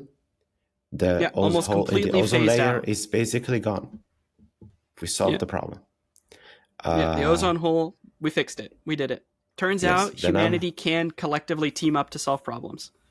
Yes, in the past 20 years, the number of births attended by a trained health worker has gone up from 61 to 86%. Hunger worldwide, since the 1970s to today, has gone down from 24 to 9% of people going hungry.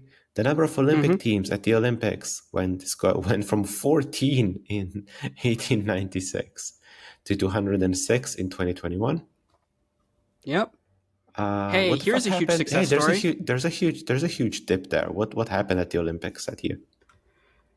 In 1980. Well, maybe this is a bunch of teams just like becoming like Soviet teams not competing, or like countries becoming melded into the Soviet Union. I'm not sure. Yeah, there's a dip in Olympic teams between 1970 and 1980 approximately. Hit us up in the comments if you know why that is. Yeah. Smallpox all right. has been eradicated. Yeah, huge success story since smallpox has been eradicated in 1980 already, from 401,000 reported cases in 1920 to 0 in 2023. It's been 0 for the last 40 years, but still 0, right? This isn't a headline you're never going to hear, right? Smallpox cases, still 0. Still 0. But it's good because every smallpox case tends to kill somebody. You know what I mean? Like, it's incredibly good news, but it's just like not exciting in any way. It's like still 0. Then a few pieces of on paper improvements, which the degree to which these are accurate is we'll see. But since the 1900s, basically 0 of global land to 17.9% of global land has been protected from human development, which is protecting the rainforest, for example. Since the 19th century, since the start of the 19th century, we went from 191 countries with legal slavery to 0 in 2023. On paper. Very nice, right? Legal slavery, I think something we can all get behind as a bad thing. We're happy it's gone, Yeah. In the 1980s, no people had access to the internet because we couldn't afford it yet. It was there, but it also didn't exist. Afford it. No, it was there. 2/3 of people are now on the internet in 2023, which has if you think about benefits. What this does for yeah, if you think about what this does for marginalized communities, trying to find other people like them online, right? What this does for information exchange, what this does for education or like just casual knowledge level, or simply just what it does for entertainment, right? I mean, the internet is also a dark place at times, but nobody can deny that there isn't a lot of fun stuff, you know, Yep. on the internet to like watch, right? Like Yeah. what we do in the shadows or whatever, right? Yeah. Yeah, indoor air pollution is. I mean, I'm just going to start breezing through Okay. these. Indoor air No, pollution well, deaths. maybe we don't do all of them. Maybe we just do a few more. I think it's important. No, I think it's important for the quantity to really communicate to the audience. So to really go through all of them. So All indoor. right. I mean, because there's so many of these, right? And it creates an overwhelming sense of, oh my gosh, the world is getting better in almost every conceivable metric. And it's like, yeah, it is. Pay attention to that, right? So indoor air pollution deaths are down. Harvests per area are up. That means more crops are coming from the same land. Child deaths, this one we can actually get into. In 1800, 43% of children died. Now it's 4% of children. It is the best trend ever, as the graphics claims. I agree, right? Like, 43% of children died before the age of 5, 220 years ago. Now it's 4%, with all of the major development in this trend occurring in the last 100 years. Women's right to vote. Women have won the right to vote in all countries on paper, at least, right? Of course, in practice would be even better, but the point that a ton of women now have, more and more women are empowered is a good thing. HIV infections. This one was interesting to me. I hadn't realized that HIV infections had peaked in 1994, nor the fact that they're super, super low now. Like there's 17 HIV infections per 100,000 people, down from 59 HIV infections per 100,000 people. For a disease without a concrete cure, this is crazy. This is crazy good, Yeah. Girls finish primary school at the same rate as boys now, at like 89% of girls finish primary school and 87% of boys finish primary school.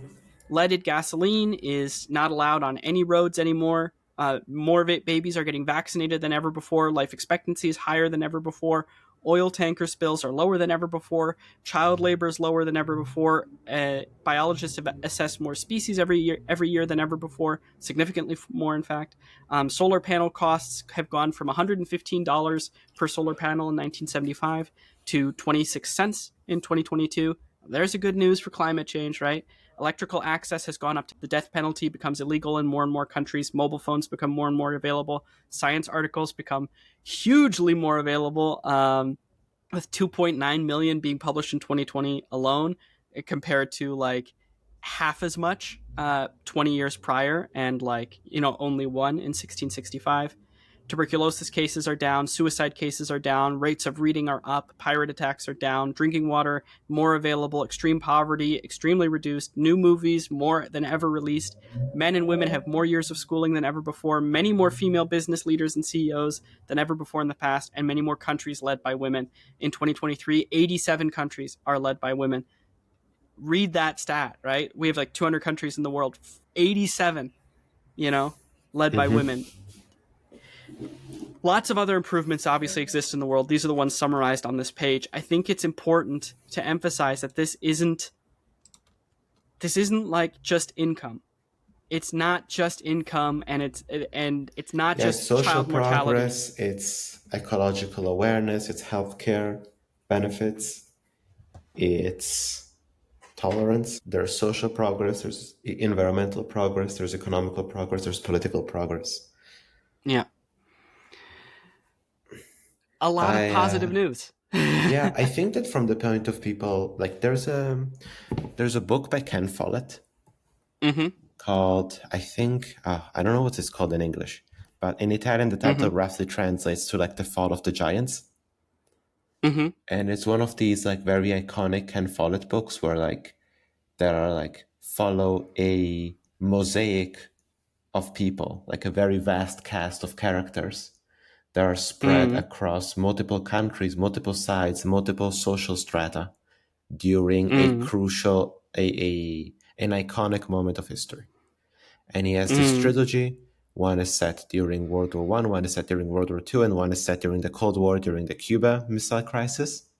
And the first one is called The Fall of Giants. And a lot of it is about kind of like European powers having to come to terms with the fact that they're not that like that the European colonial empires are not destined to rule the world forever.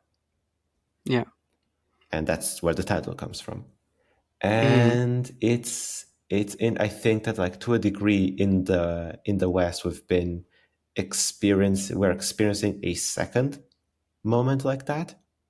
Like basically Europe was kind of picked up by the United States and kind of dragged along while America was having its golden age. And now there are other countries that are growing very quickly and are probably going to become more influential economically and socially and politically. And because of that, we in the Western Hemisphere, we feel a certain dread of unstoppable encroaching change, which is good for a lot of people, but not specifically for us. Not that things haven't Not necessarily... specifically for our hegemony and like control Not of the exactly. I was going to say, worldwide yeah, economy. exactly. Yeah, I think it's interesting because for me, it's actually, I feel the opposite. I understand that some people feel like this. I feel the opposite. I feel so happy looking at the graph, being like, oh, the gap is closed. I mean, Yeah. there's still work to be done, but thank God. Wouldn't it be a much better world if we were all on similar economic terms with one another, right? And like they got to live like us. I don't want anything more than for them to get to live, with the level of income that we have on level 4, right? I can't wait for those last billion people to get onto level 2. I can't wait for a few more billion people to get onto level 3. And I certainly can't wait for a few of the level 3 people to get to level 4, right? Like when level 4 hits India and China, right, as like the average income level, it's going to be transformative to how the world works and incredibly positive. But it's interesting, yeah, this old hegemonic worldview limits us and it creates dread in people. I think it also creates blindness in people. People still invest very much in like European economies that are not growing very much, rather than wanting to take risks on like African economies that stand to grow a whole bunch, because they view Africa as this eternal dust and rocks barefoot place, when it's like, Mozambique is a Hopefully rapidly that growing changes. economy with its people on many of its people on level 2, maybe some even on level 3, that has hundreds and hundreds of miles of coastline on the Indian Ocean, which is probably going to be the economic center of shipping in the future because that's where everybody fucking lives, And it's like, Yes. people ignore that sort of as an investment, and the author brings that up as sort of an ignored investment opportunity because people just see Africa as this dusty, poor place destined to eternal poverty and like democratic backsliding, which is not what it is. It's factually a much more nuanced place, with some countries like Somalia that are not doing very well, and other countries that are like rapidly growing economies and innovating and have good political systems, and stuff like that. And it's not a monolith, Yeah. Yeah. No, All agreed. right. All right, let's look at what's our lesson that we learn from the world is getting worse section of the book.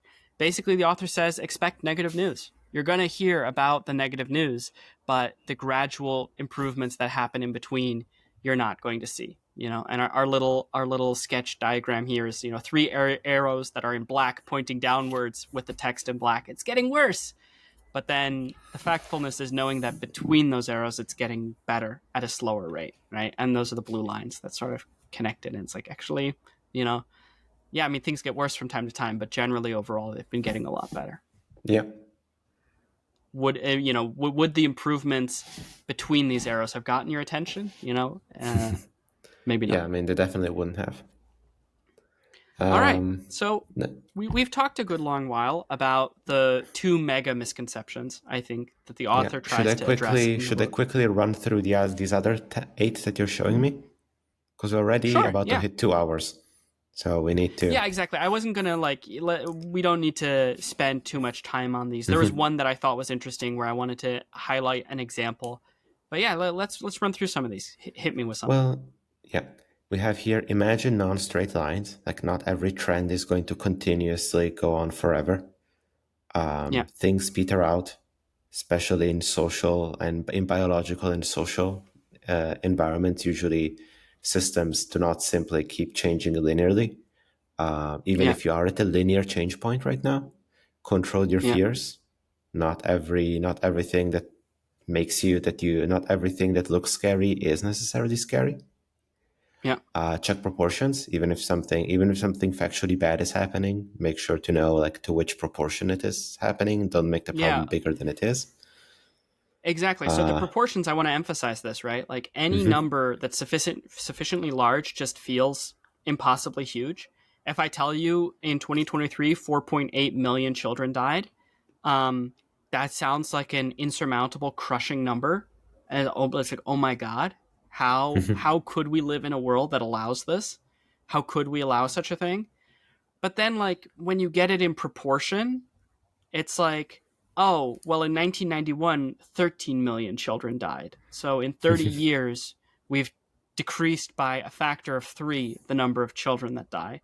So actually, 4.8 sounds like a blessedly, wonderfully small number when you actually understand how normal it is for children to die in the bad world that we live in, right? Or used to live in. Yeah.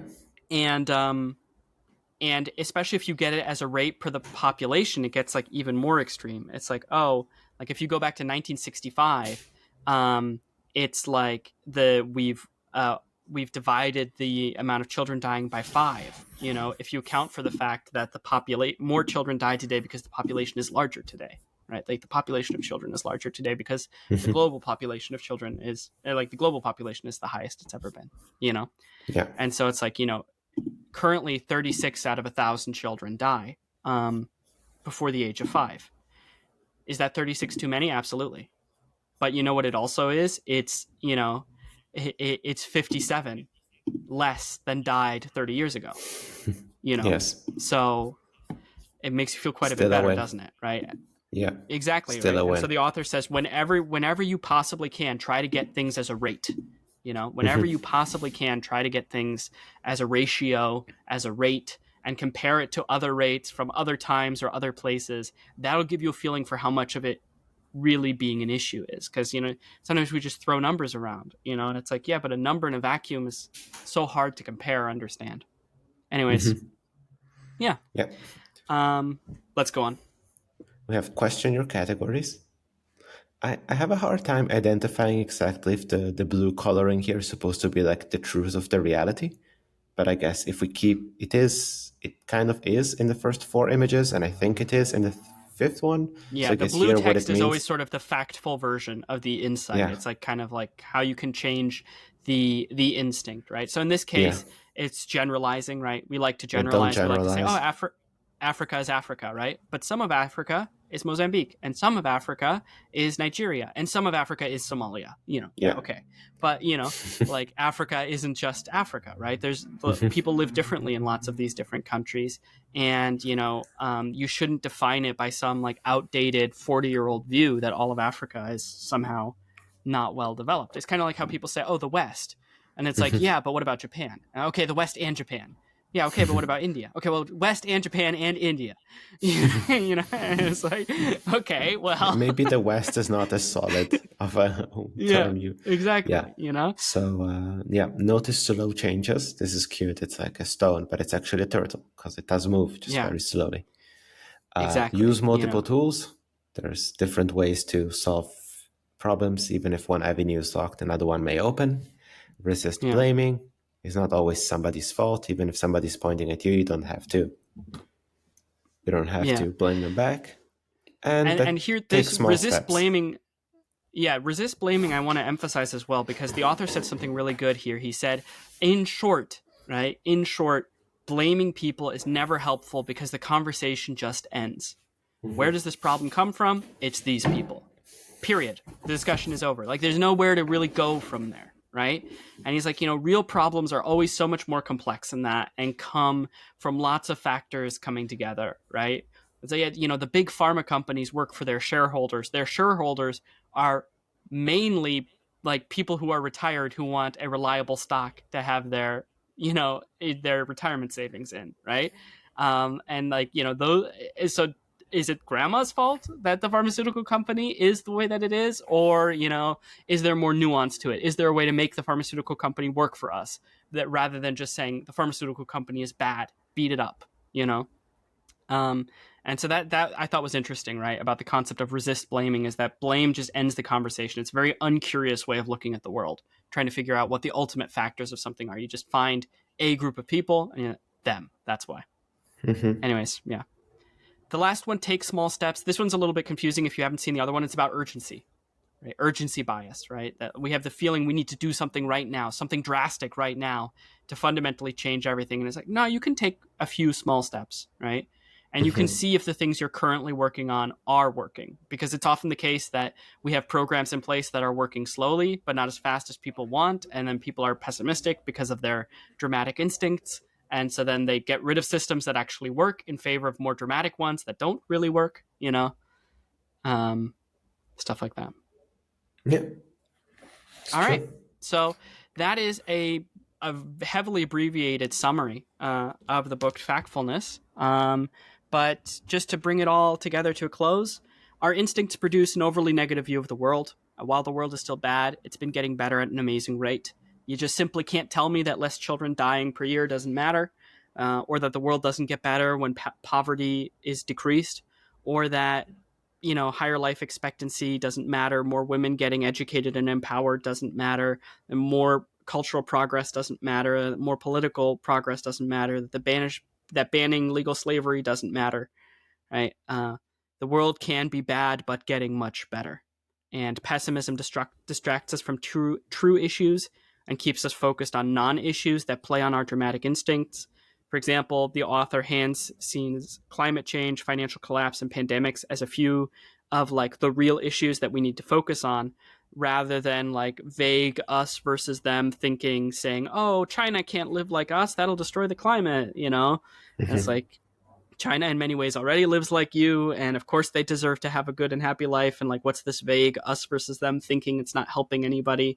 We should reduce our emissions and show China how to reduce theirs. That's his stance, and I would agree with it.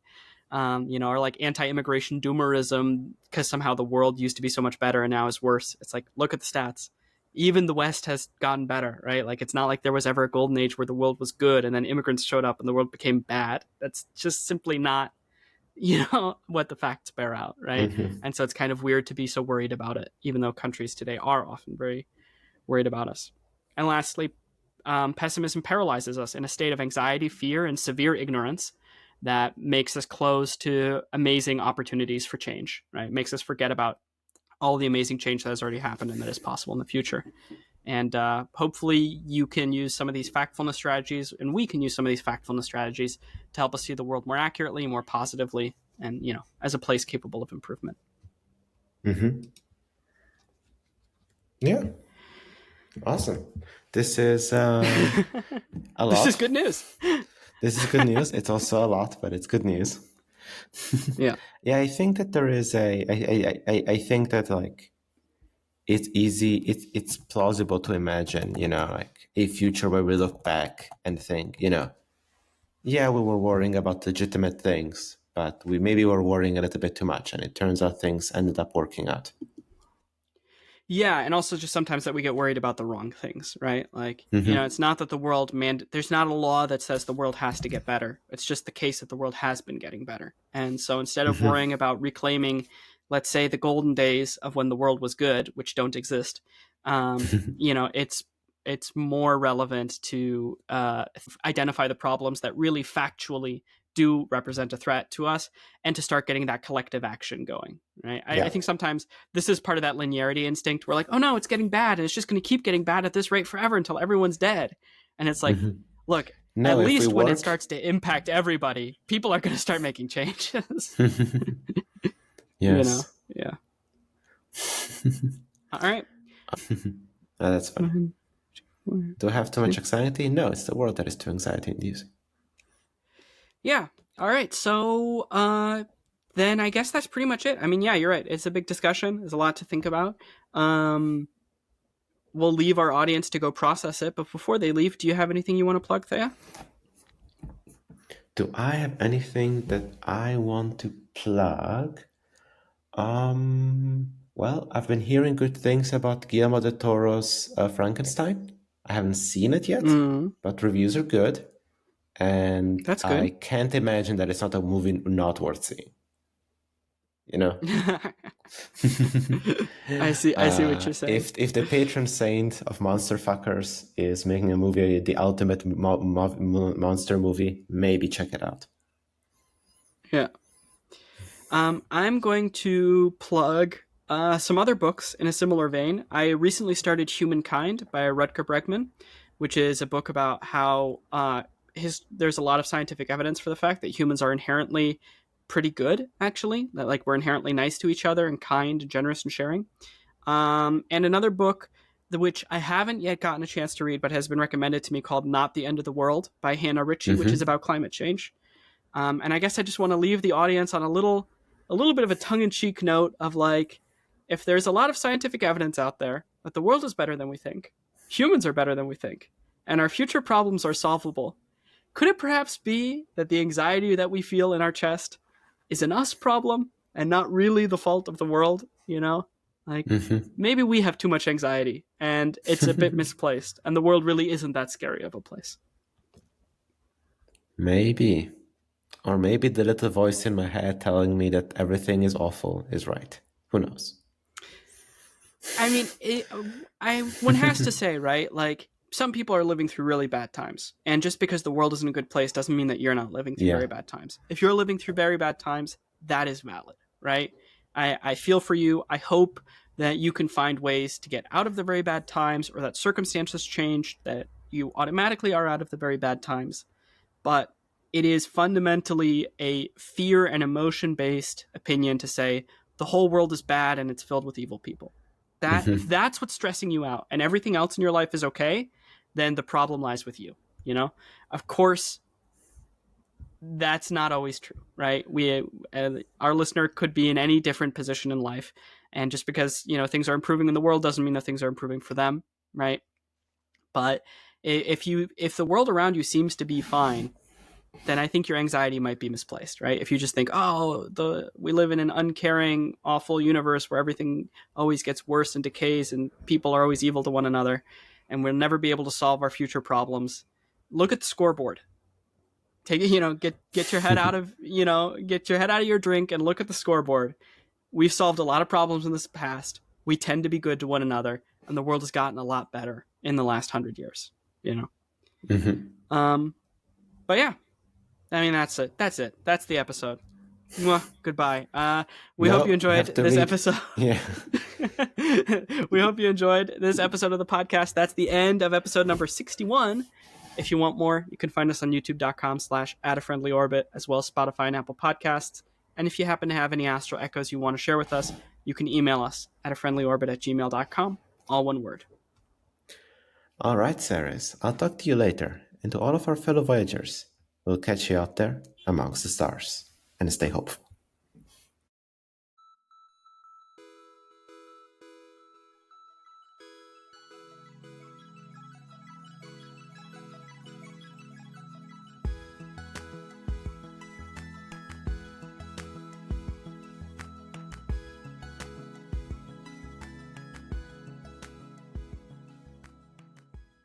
Helicopter.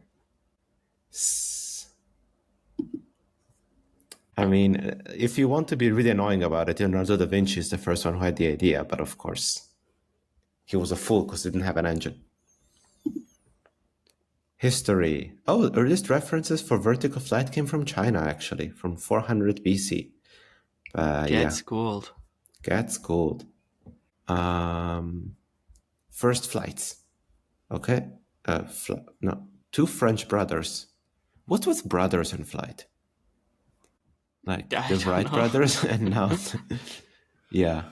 Okay. Early development, 1920s, demonstrated the first successful application of a cyclic pitch. Okay, so there's a long history of developing of helicopters. Okay, this is funny. In the 1920s, one of the predecessors of helicopters just looked like a plane, but it has a big, rotor on the top, but it just looks like a plane. I see.